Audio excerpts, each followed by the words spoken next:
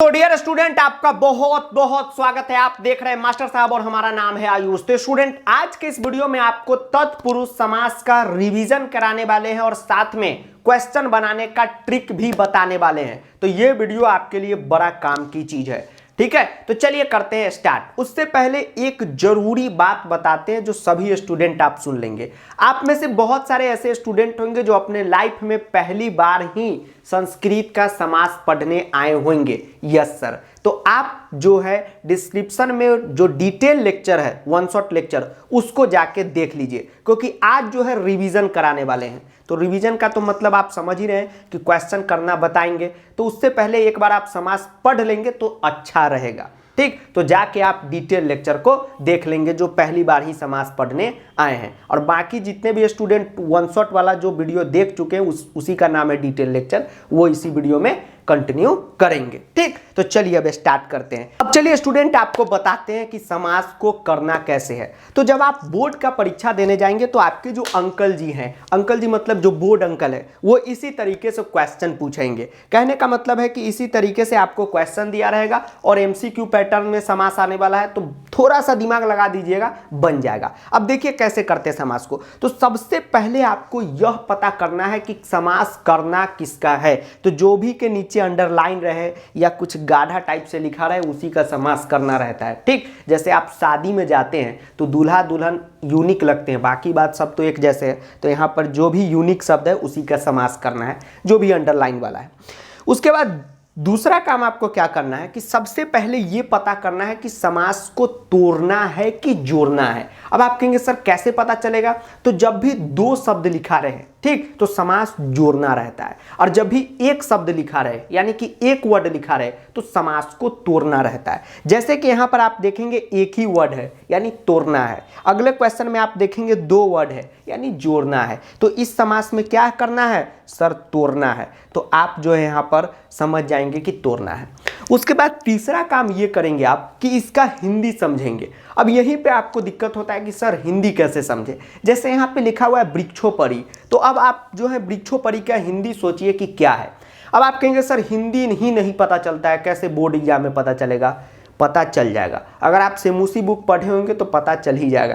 कैसे, तो अगल बगल का लाइन पढ़ के आप पता कर सकते हैं। पढ़ते हैं, वानरः सिंहस्य कर्णमाकृष्य पुनः वृक्षोपरि आरोहति। याद कीजिए किस चैप्टर का लाइन है, सौहार्दम प्रकृति शोभा, चैप्टर नंबर 7 जो है सेमूसी बुक का, उसी का लाइन है कि बंदर जो है शेर का कान खींचकर पुनः मतलब दोबारा वृक्षोपरि आरोहिति, पुनः क्या किया, कहानी याद कीजिए।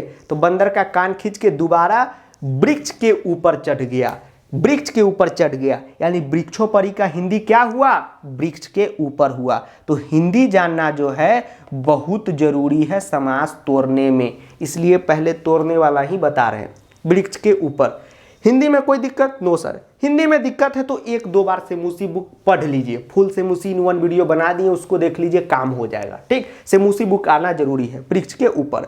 उसके बाद आगे जो काम है वो करना है आपको, कारक को ढूंढना है। कारक बहुत जरूरी है। तो अनुवाद वाला आप वीडियो देखे होंगे तो उसमें हम आपको बताए हैं कारक पता लगाने का ट्रिक बताए हैं, चिन्ह बताए हैं, जो भी आप कह लीजिए। कर्ता ने कर्म को करण से, संप्रदान को के लिए, आपादान से, संबंध का के की। संबंध कारक का चिन्ह क्या है, का के की। चिन्ह मतलब सिंबल, का के की। तो यहां पर आप देख रहे हैं क्या आ रहा है, का के आ रहा है। तो यहां पर कारक कौन सा लग जाएगा, संबंध कारक लग जाएगा। अब आप कहेंगे कि सर कैसे पता चला संबंध। तो संबंध है, संबंध का के की। जिस तरीके से कर्ता ने कर्म को, जहां को रहे वहां कर्म, तो यहां पर के है, तो संबंध का के की। तो यहां पर संबंध कारक जो है लग जाएगा, ठीक। अब आपको याद होगा अनुवाद में कि संबंध कारक में विभक्ति कौन सा लगता है। तो दूसरा आपको खोजना है विभक्ति, हिंदी कारक उसके बाद विभक्ति। तो संबंध कारक में षष्ठी विभक्ति लगता है, ये अनुवाद में आपको बताई, इसीलिए अनुवाद का एक बार वन शॉट देख लीजिए। भले अनुवाद आपको आए चाहे नहीं आए, लेकिन उसका बेसिक समझना बहुत ज़्यादा जरूरी है। तो विभक्ति लगता है यहाँ पर षष्ठी। अब उसके बाद आपको खोजना है वचन, उसके बाद आपका समास बन गया। अब आप कहेंगे सर कैसे, तो वचन खोजिए। तो बंदर जो है वृक्ष के ऊपर चढ़ जाता है। तो कितने वृक्ष के ऊपर चढ़ता है, एक बंदर एक ही वृक्ष के ऊपर न चढ़ेगा कि दो वृक्ष के ऊपर, सर एक ही पेड़ के ऊपर, वृक्ष का मतलब पेड़, तो वचन कितना हो गया, एक वचन। जी सर, बन गया समास। अब आप क्या करेंगे, आप जाएंगे अगला जो शब्द है उसको पकड़ेंगे। तो अगला शब्द क्या है, तो अगला शब्द है यहाँ पर वृक्ष। तो अब आप बताइए कि अगला शब्द जो है वो है वृक्ष।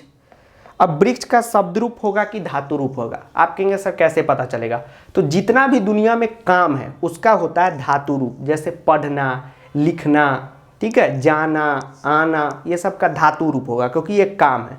और वृक्ष तो काम नहीं है, वृक्ष फल देते हैं, तो देने का काम कौन कर रहा है, वृक्ष कर रहा है, वृक्ष करता है, तो इसका क्या होगा, शब्द रूप होगा। अब वृक्ष का शब्द रूप आपको पता है बालक जैसा होता है, बालक पे ही चलता है, बालक पे चलने का मतलब हुआ बालक जैसा ही।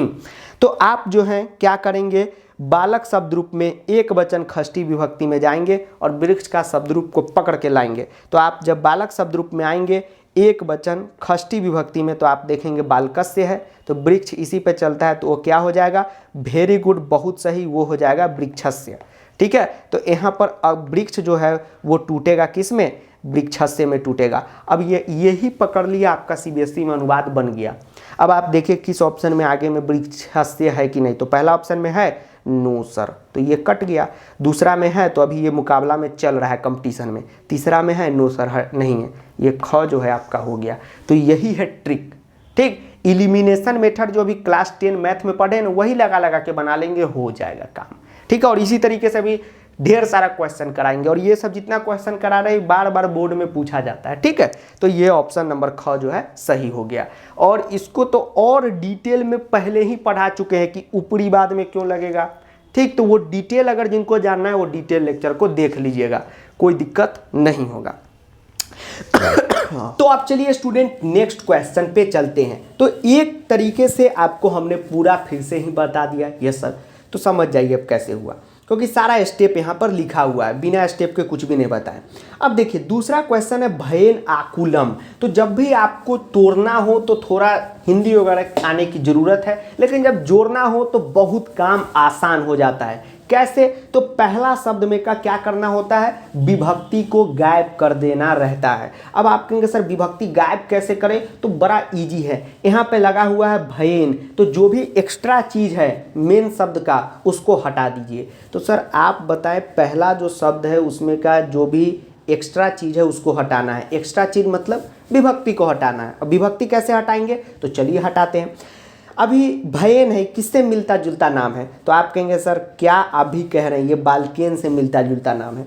अब हम कहें कि बालक जो शब्दरूप था ये बालकेन कैसे बना, अगर हम आपसे पूछते हैं कि बालक शब्दरूप बालकेन कैसे बना, तो आप कहेंगे बड़ा सर सिंपल सा जवाब है, एक एकले और न लगा दिए तो ये बालकेन बन गया। तो उसी तरह भयेन कैसे बना होगा, जब हम क्या किए होंगे, भय में एक एकले और न लगा दिए होंगे, ये भयेन बन गया होगा। यानी कि ये एकले और न जो है इसी को तो हटाना है, तो हम एकले और न को क्या करेंगे, हटाएंगे, एकले और न को हटाएंगे और दोनों को क्या कर देंगे, जोड़ देंगे। तो भयेन में से आप एकले और न को हटाएंगे तो भय बच गया और इधर बचा आकुलम, तो आप दोनों को क्या करेंगे, जोड़ के लिख देंगे।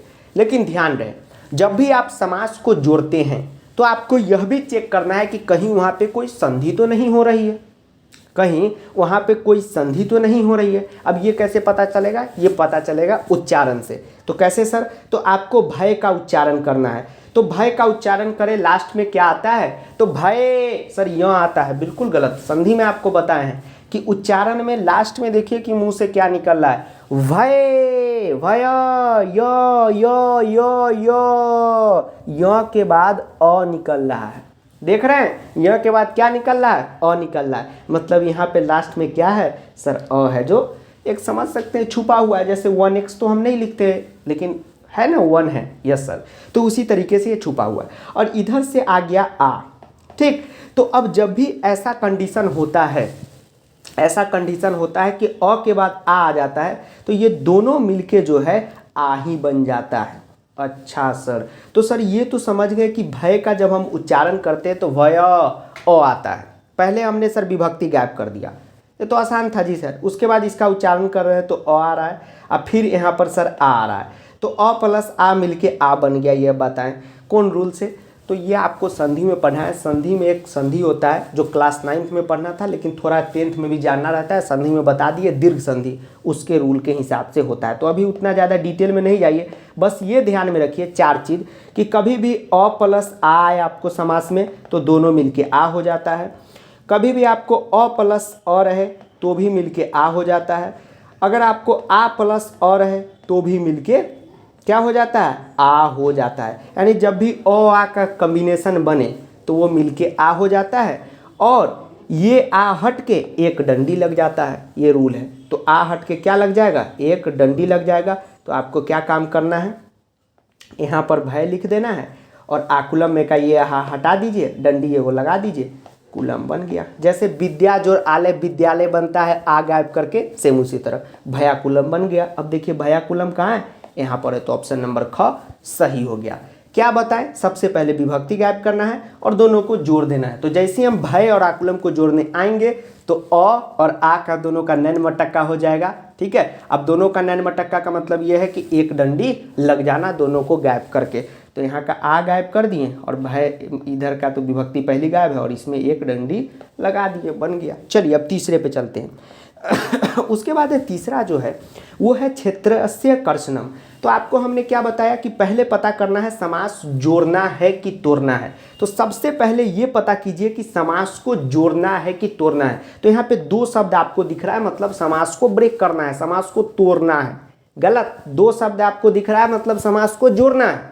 अब जोड़ने में क्या करते हैं, तो पहले जो शब्द है उसका विभक्ति गायब करते हैं। तो क्षेत्रस्य का विभक्ति में क्या एक्स्ट्रा है सर, नहीं पता चल रहा है। अगर हम आपसे कहें कि बालकस्य कैसे बना होगा, अगर आपसे कहते हैं कि बालकस्य कैसे बना होगा, ये आप बताइए।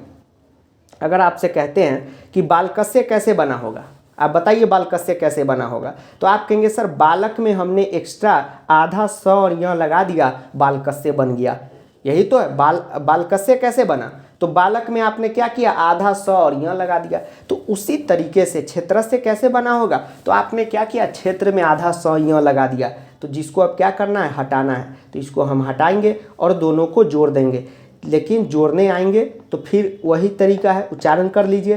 तो सर यहाँ पे तो क्षेत्र अ आ रहा है और क संधि नहीं होगा, तो अ के बाद क आए, यह कोई संधि होता ही नहीं है। ठीक, अ के बाद आ या अ के बाद और रहता है तभी वो वाला डंडी वाला संधि होता है। तो यहाँ पर कोई संधि नहीं होगा, दोनों को क्या करिए, जोड़ दीजिए। तो क्षेत्र कर्षणम दोनों को क्या करेंगे आप, जोड़ देंगे। यहाँ पर कोई संधि हो ही नहीं पा रहा है इसलिए नहीं करेंगे। अब देखिए ऑप्शन नंबर क्या है, क्षेत्र कर्षणम, ऑप्शन नंबर घ है, ये सही हो गया। और आपको उल्लू बनाने के लिए देखिए यहाँ पर क्षेत्राकर्षणम भी लिख दिया है। क्यों, क्योंकि आप यहाँ पर एक डंडी लगा दें, पहले क्वेश्चन की तरह एक डंडी लगा दें और यही सेलेक्ट कर दें। बहुत तेज है बोर्ड वाला, लेकिन उससे भी तेज हम लोग हैं। ठीक, तो इस बात का आपको ख्याल रखना है कि ये नहीं कि हर जगह संधि कर देना है। जब भी अ आ रहे तभी वो डंडी लगता है। ठीक, जब भी अ आ का कॉम्बिनेशन हो तो आप कहेंगे सर क्षेत्र में भी तो अ है, क्षेत्र अ है लेकिन उसके बाद तो क है, क में तो अ थोड़ी है। यस सर, चलिए ये हो गया।